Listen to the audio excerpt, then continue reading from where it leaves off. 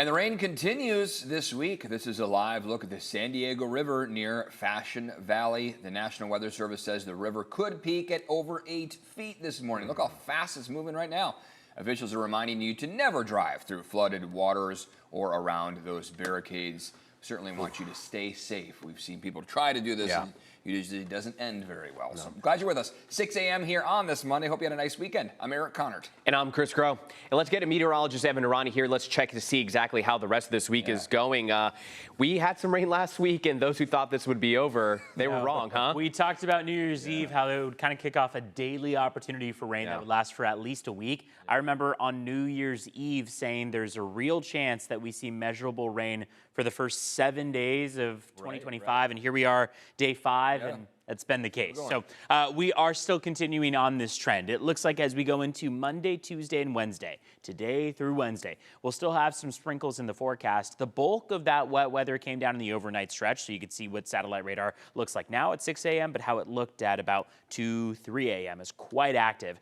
Over the next 12 hours, there will be an ample opportunity for the sun to peek through those clouds, for temperatures to make their way to about the low to mid 60s. Should get to average. We're hoping to get there at the very least. And then those chances for rain start to drop off. We will be back to dry skies and much sunnier conditions, warmer temperatures even, by the upcoming weekend. We just have to get through about the first half of this week where we do have our best chances for rain, likely coming on Wednesday, but you can see how those chances stay below about 20%. As always, you can find an extended weather forecast on the CBS 8 app. Streaming now for free. Back to you. Thank you, Evan. New this morning, people living in one Carlsbad neighborhood are waking up to a mess. Take a look at this. A water main break caused a large geyser near Calle Timoteo and Caminito Malaga. It happened just before 2:30 this morning. As you can see, this created a large hole in the roadway. Crews are now on scene making repairs. Avoid the area if you can. Also new this morning, a man is in custody accused of breaking windows at the Ohio home of Vice President J.D. Vance. Secret Service says the man was trying to get into the house. They are trying to figure out if the man was targeting the vice president or his family. The family was not home at the time. And in 3 hours, former Venezuelan President Nicolas Maduro and his wife are expected to be arraigned in a New York courtroom on narco-terrorism-related charges. Let's take a live look at the federal courthouse. The two were captured during a military operation in Venezuela and transported to the U.S. on Saturday. You can see some security officials there gathering in the front. New video showing Maduro being transferred this morning. Multiple sources telling CBS News that White House officials are expected to give a classified briefing to lawmakers today. The United Nations Security Council will also hold an emergency meeting today. Meantime, President Donald Trump is facing new questions over who is running Venezuela. Venezuela right now is a dead country. We have to bring it back, and we're going to have big investments by the oil companies. Venezuela's new interim president, former Vice President Delcy Rodriguez, issued a statement calling for peaceful coexistence. President Trump says she's cooperating, though in an interview with The Atlantic, he also warned, quote, if she doesn't do what's right, she is going to pay a very big price, end quote.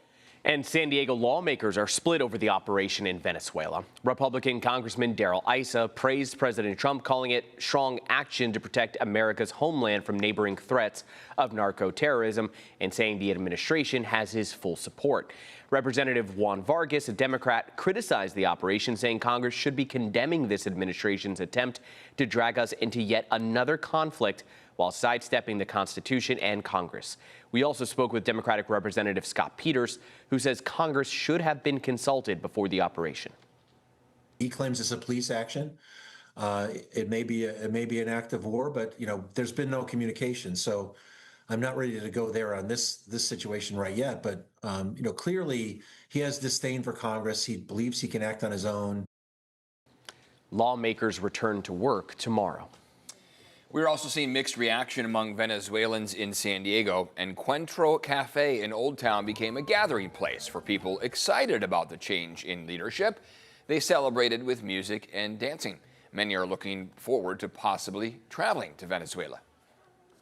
I have hope that we can go back to Venezuela where I grew up. Because right now, Venezuelans living there, there is the salary is like $1 per month, so there's no hope for if the things stay as they are. Reaction across San Diego County wasn't all positive, though. A protest was also held at Waterfront Park over the weekend. Organizers calling it a, quote, hands-off Venezuela rally. We're treating it urgently because this is just the beginning of an imperialist war drive that we don't think serves any working class person here in this country or around the world. And we'd like to see a future without endless wars. Many people at the event say they were horrified by President Trump's actions. Meanwhile, there are ripple effects at airports nationwide after airspace was closed during the U.S. operation. The FAA closed the skies over much of the Caribbean Saturday, stranding many travelers trying to get home from the holidays. Some travelers were told it could take days to get rebooked, but airlines are now adding service and using larger planes to try to catch up. Now, CBS News will have a special report at 9 a.m. when Maduro is arraigned. Stay with CBS 8 for the latest developments. You can also head to our website, app, and social media pages. Well, today's the day Balboa Park is implementing paid parking, ending free access. This morning, there is still, though, confusion about fees and annual parking passes. CBS 8's Regina Rita joins us live from Balboa Park to break it down with everything you need to know. Regina, what are some of the tips you have? Hey, good morning, Chris and Eric. Yeah, and still lots of confusion on these costs and these prices. But starting today, parking will be enforced at Balboa Park. So you're going to be looking at those kiosks that are now active. You will have to park and pay.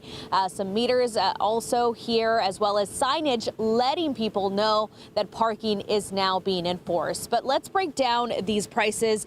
There is a half screen for you, and we're breaking it down since it differs if you live in the city of San Diego. Both residents and non-residents can buy daily, monthly, quarterly, or annual passes, and passes are virtual and tied to your license plate.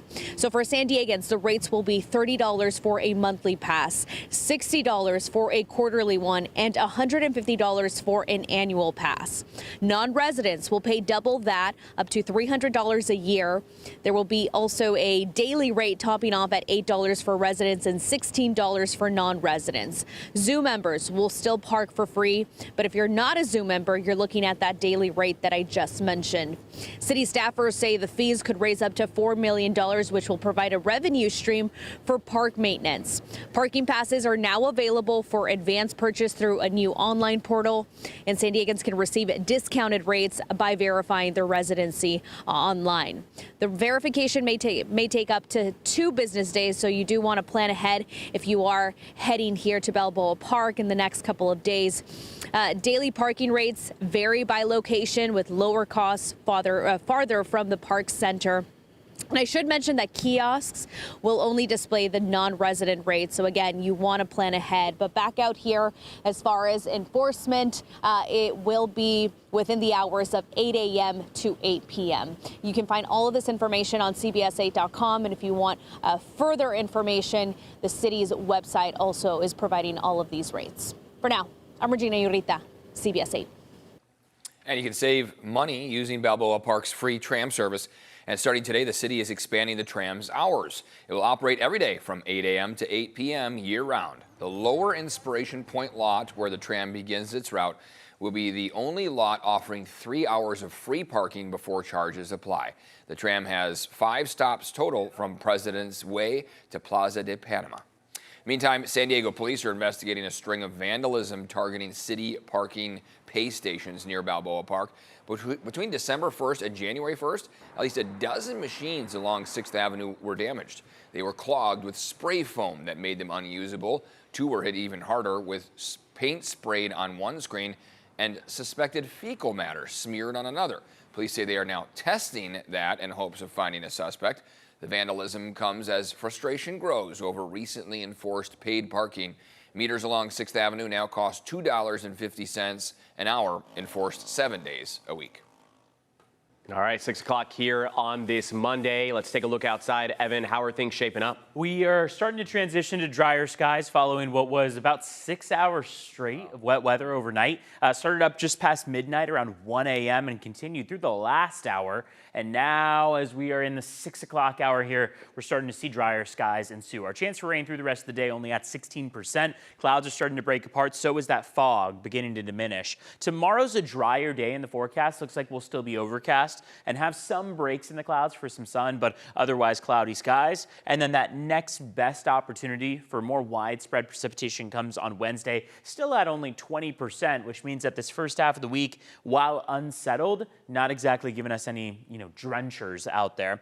By the time we get to Thursday, we transition to drier weather that'll take us into the upcoming weekend. Looks like Thursday itself will even be dry out there. In terms of what we see, total accumulations between now and Wednesday, maybe 1/10 of an inch. We checked in on this before the weekend started, and over the course of the weekend, we were anticipating about 1 inch in total. And it seems like that came down. Just last night at San Diego International, we picked up on about 6/10 of an inch. So it just goes to show that those numbers were more impressive prior to what we have going forward.